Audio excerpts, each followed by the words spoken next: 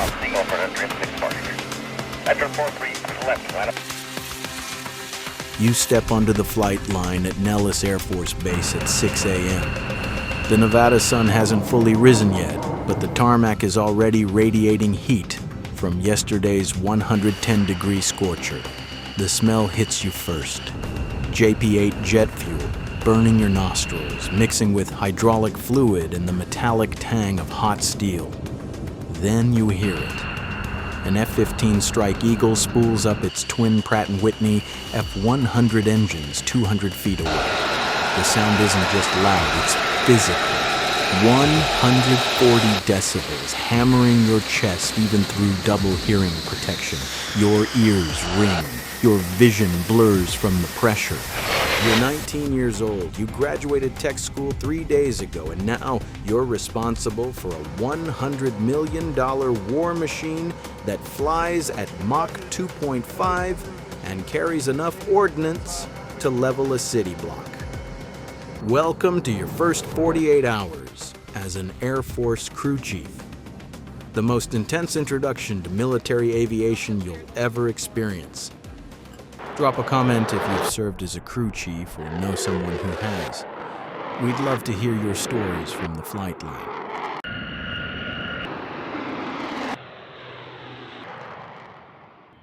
Section 1. The Arrival.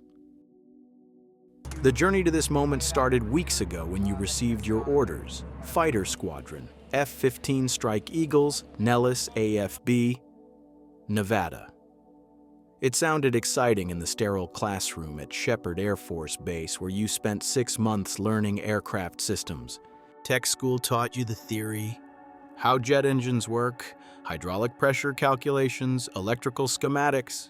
You passed every test. You memorized every procedure, but nothing prepared you for this. You report to the 57th Aircraft Maintenance Squadron at 0530.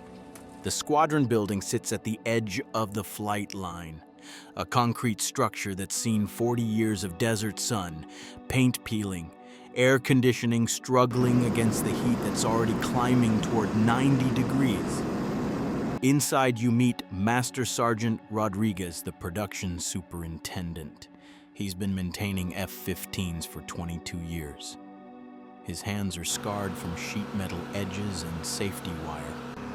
His uniform smells permanently of JP-8. "You the new kid?" he asks, not looking up from a maintenance logbook. "Yes, Sergeant, Airman. I don't care what your name is yet. Can you walk a straight line without tripping over your own boots?" "Yes, Sergeant, then follow me." He leads you through the back door onto the flight line. The heat hits you like opening an oven. The concrete shimmers. 6 F-15E Strike Eagles sit in a row, their gray paint scheme dulled by dust and exhaust stains. Each one is 63 feet long with a 42-foot wingspan. "See that one?" Rodriguez points to the closest jet, tail number 91-0304. "That's yours now. You're the assistant crew chief. You'll work under Staff Sergeant Chen. He's been on that jet for 3 years. You'll learn from him. You'll memorize every rivet, every panel, every system. That jet doesn't fly unless you sign for it. Understood?" "Yes, Sergeant." "Good. First thing you need is your line badge." The line badge isn't just an ID card, it's your passport to the flight line. Without it, you can't cross the red line that separates the safe zone from the operational area. Getting it requires a 2-hour safety briefing. You sit in a cramped office with 3 other new arrivals while a safety NCO runs through PowerPoint slides. But this isn't the boring safety training you slept through in basic training. Every slide shows real accidents, real people, real consequences. Slide 1. An airman sucked into an F-16 intake. He was standing 15 feet in front of the jet during engine run-up. Didn't respect the red line. Died instantly. Slide 2. A crew chief hit by jet blast from an F-15 on afterburner thrown 40 feet. Broke both legs and his pelvis. Medically retired at age 24. Slide 3. A maintenance officer, decapitated by a helicopter tail rotor, walked into the danger zone without clearance. The safety NCO doesn't sugarcoat it. The flight line is the most dangerous workplace in the Air Force, more dangerous than special operations, more dangerous than EOD, because you work around these hazards every single day and complacency kills. One moment of distraction, one time you forget to check your 6, and you're done. You sign 6 separate safety acknowledgement forms. You get your line badge, red border, your photo, your squadron designation. Now you can cross the red line. Section 2, the danger zone. Staff Sergeant Chen meets you at the jet. He's 28 years old but looks older. Sun-damaged skin, permanent squint from working in the desert glare. He's wearing a green maintenance vest over his uniform, pockets bulging with tools and technical orders. First rule, he says, not offering a handshake. Never walk in front of a jet without knowing the engine status. See that intake. He points to the massive air intake on the F-15. It's 4 feet in diameter, a perfect circle of darkness. If that engine is running, that intake will suck you in from 15 feet away. The suction is so strong you can't fight it. You'll be dead before you realize what's happening. He walks you around the jet, pointing out the red and white striped lines painted on the tarmac. These are your boundaries. Front of the jet, 15 feet minimum when engines are running. Behind the jet, 200 feet during afterburner. The exhaust from an F-100 engine on afterburner is 3,000 degrees Fahrenheit. It'll melt your skin off. You nod, trying to absorb everything, but there's too much. Too many rules, too many hazards. Second rule, Chen continues, double hearing protection at all times on the line. Foam plugs plus over-ear muffs. An F-15 at full military power generates 140 decibels. At full afterburner, 150. That's enough to cause immediate, permanent hearing damage. You'll see old maintainers with hearing aids at 40. Don't be one of them. He hands you a pair of safety glasses. Not the flimsy ones from basic training. These are thick, impact-rated with side shields. You wear these every second you're on the line. A dropped screw from 30 feet up can blind you. I've seen it happen. The jet looms above you. Up close, it's bigger than you expected. The landing gear struts are taller than you. The nose cone is at eye level. You can see every panel line, every fastener, every access door. This jet, Chen says, patting the fuselage, is 30 years old. It's been flown in combat over Iraq, Syria, and Afghanistan. It's been through 3 depot-level overhauls. It's logged 8,000 flight hours, and it's your responsibility to make sure it's safe to fly, not the pilot's, yours. He opens an access panel in the lower fuselage. Inside is a maze of wiring, hydraulic lines, and mechanical components. This is the hydraulic bay, 3 independent systems. Each one operates at 3,000 psi.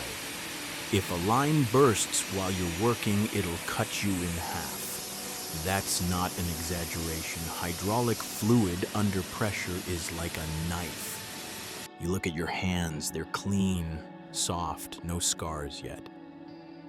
Chen closes the panel. Let's do a walk-around inspection. This is what you'll do before every flight.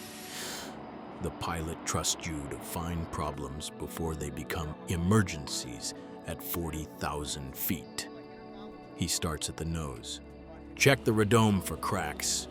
Bird strikes, delamination. He runs his hand along the surface, feeling for imperfections invisible to the eye. He moves to the canopy. Check the seal, check the hinges, check for cracks in the transparency. A cracked canopy at Mach 2 means decompression. Pilot dies. He checks the landing gear. Look for hydraulic leaks, worn tires, loose bolts. A landing gear failure on touchdown means a 30-ton jet sliding down the runway at 150 miles per hour. Every item on the checklist is life or death. There's no room for close enough. 20 minutes later, you reach the engine bays. Chen opens the access doors and climbs up on a work stand. You follow, unsteady on the metal platform. Inside, the engines are massive. Turbine blades the size of your forearm, fuel nozzles, ignition systems, heat sensors.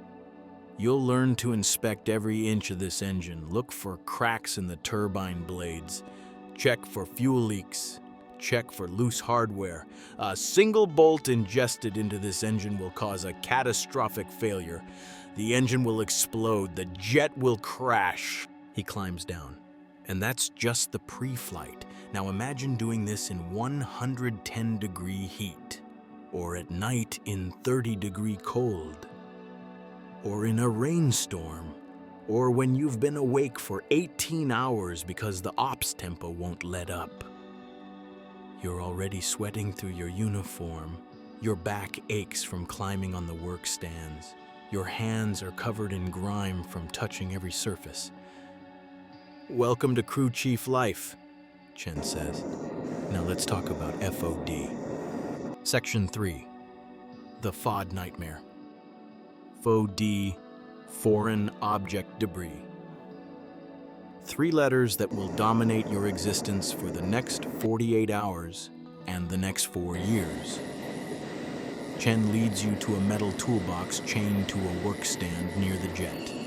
He opens it. Inside are hundreds of tools, each one outlined in foam cutouts. Wrenches, screwdrivers, pliers, socket sets. Every tool has a specific place. This is a shadow board system, Chen explains. Every tool has a home. Before you close this box, you count every tool. If something is missing, you stop everything. You don't close the panels. You don't sign off the jet. You search until you find it. What if I can't find it? You ask. Chen's face hardens. Then the jet is grounded. The entire mission is delayed, and the squadron commander will personally ask you why you lost a $2 tool that could destroy a $100 million jet and kill a pilot. He's not exaggerating. FOD is the nightmare scenario that every crew chief fears. A single bolt, a single washer, a single piece of safety wire. Anything left inside an engine intake or a hydraulic bay can cause catastrophic failure. 2 years ago, Chen says, a crew chief at Seymour Johnson lost a half-inch socket during an engine inspection. Didn't realize it until after the jet taxied for takeoff. The socket got ingested into the left engine during the takeoff roll. Engine exploded, jet aborted, pilot ejected, total loss. The crew chief was court-martialed. He's in Leavenworth now. You feel your stomach tighten. For a socket? For negligence. For not following procedures. For putting a pilot's life at risk. Chen closes the toolbox. Every tool in this box is serialized. Every tool is inventoried at the start and end of every shift. You will never, ever leave a tool unattended. Understood? Yes, Sergeant. Good, because FOD walks are part of your daily life now. He leads you to the edge of the taxiway. A line of 20 airmen stands shoulder to shoulder, staring at the ground. They're walking slowly across the tarmac, eyes scanning every inch of concrete. This is a FOD walk, Chen says. We do this twice a day, morning and evening. We're looking for anything that doesn't belong. Bolts, screws, pebbles, pieces of wire, trash. Anything that could get blown into an intake or kicked up into landing gear. You join the line. The sun is directly overhead now. The tarmac is 130 degrees. You can feel the heat through your boots. Sweat drips into your eyes. You walk, slowly, methodically, staring at the ground. Your back aches, your neck cramps. You find a piece of safety wire, you find a rivet, you find a crushed soda can. Every item goes into a bag. Every item is logged. Last month, Chen says, an F-16 at Hill AFB ingested a piece of gravel during takeoff. The engine didn't fail, but the damage required a $500,000 engine replacement. All because someone missed a rock during a FOD walk. After 45 minutes, the FOD walk is complete. You've walked 2 miles in a straight line, staring at concrete. Your eyes hurt, your back hurts, your head is pounding from dehydration. Chen hands you a water bottle. Drink.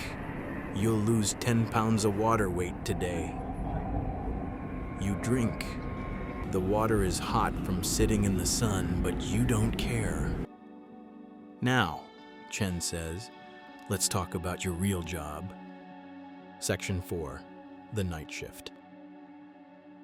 The first 24 hours blur together. You assist Chen with a dozen tasks, replacing a hydraulic actuator, swapping out a radio antenna, running engine diagnostics. Every task requires technical orders, thick manuals with step-by-step procedures. You learn to read the diagrams. You learn to follow the checklists. You learn that shortcuts kill people. By 6 p.m., you've been on the flight line for 12 hours. Your uniform is soaked with sweat. Your hands are cut from sharp sheet metal edges. Your fingertips are raw from safety wire. But your shift isn't over. Night ops tonight, Chen says. We're launching 6 jets for Red Flag. You're going to help me marshal. Red Flag, the Air Force's premier combat training exercise. Pilots from around the world come to Nellis to practice air-to-air combat, close air support, and strike missions. The jets fly at night, which means you work at night. By 9 p.m., the sun has set. The temperature drops to 80 degrees, a relief compared to the daytime heat. The flight line is lit by massive light carts, diesel-powered generators with halogen bulbs that cast harsh, white light across the tarmac. You're standing next to your jet, tail number 91-0304. The pilot, Captain Harris, is in the cockpit, running through pre-flight checks. Chen is on the headset, communicating with the pilot. You're holding the marshalling wands, 2 orange batons with LED lights. Watch me the first time, Chen says. Then you'll do the next one. The pilot signals he's ready. Chen raises the wands above his head, crosses them, then points toward the taxiway. The pilot releases the brakes. The jet begins to roll forward slowly, guided by Chen's hand signals. Chen walks backward, wands extended, guiding the 30-ton jet like a dance partner. The jet follows him precisely. When Chen signals stop, the pilot hits the brakes. When Chen signals turn, the pilot adjusts the nose wheel steering. It looks simple, but you know it's not. Your turn, Chen says, handing you the wands. The next jet taxis up. Tail number 91-0312. The pilot is waiting. You raise the wands, cross them, point toward the taxiway. The jet starts moving, slowly at first. You walk backward, eyes on the pilot, trying to keep your movement smooth and deliberate. The jet is 10 feet away, then 8 feet. You signal a turn. The nose wheel turns. You signal stop. The pilot brakes. Your heart is pounding. Your hands are shaking, but you did it. Good, Chen says. Again. 5 more jets. 5 more marshal procedures. By the time the last jet taxis, you're operating on autopilot, Your movements are mechanical, precise. You don't think, you just do. At 1 o'clock, the last jet launches. The roar of afterburners shakes the ground. The heat washes over you, even from 200 feet away. You watch the jet disappear into the night sky, navigation lights blinking. Chen lights a cigarette, a habit the Air Force officially discourages but unofficially tolerates on night shifts. You did good tonight. Most new kids freeze up the first time they marshal a jet. You don't respond. You're too tired. You've been awake for 19 hours. Your feet are numb. Your back is screaming. Go get some rest, Chen says. We do it again tomorrow at 6 a.m. You walk back to the dormitory. The desert air is cool now. The stars are brilliant. No light pollution out here. You think about the jet you marshaled, the pilot who trusted you to guide him safely, the responsibility sitting on your shoulders. You think about the next 48 hours, the next 4 years. You think about the fact that you signed up for this, volunteered for this, and despite the exhaustion, despite the heat, despite the danger, there's a part of you that already feels different. You're not a tech school graduate anymore. You're a maintainer. Conclusion. The transformation from newbie to crew chief doesn't happen in 48 hours. It takes months, years. But the first 48 hours are where it begins. You learn that the flight line is unforgiving, a moment of complacency, a skipped checklist item, a missing tool. Any of these can kill.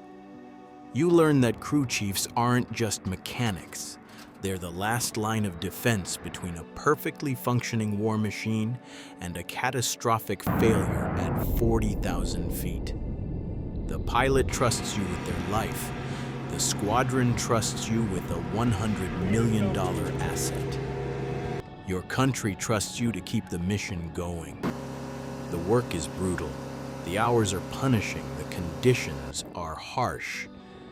But there's a pride that comes with it, a pride that civilians will never understand. When that F-15 takes off and disappears into the sky, you know you made it happen. You inspected every system. You torqued every bolt to spec. You signed your name on the maintenance logbook, certifying that jet as safe for flight. And when it lands safely, when the pilot climbs out and gives you a thumbs up, that's when you know it was worth it. By the end of your first 48 hours, you're different. Your hands are calloused. Your uniform is stained. Your hearing is slightly worse. But you've earned something that no classroom could give you. You've earned the right to call yourself a crew chief. You've earned the respect of the men and women who've been doing this for decades. And you've earned the knowledge that you're part of something bigger than yourself, a team of maintainers who keep the world's most powerful air force in the sky. That's what the first 48 hours teach you. That this isn't just a job, it's a calling. Welcome to the flight line. Welcome to the mission. Welcome to the brotherhood of maintainers who make American air power possible. If this video gave you a new respect for the crew chiefs who keep our jets flying, hit that like button and subscribe. Thanks for watching. We'll see you in the next one.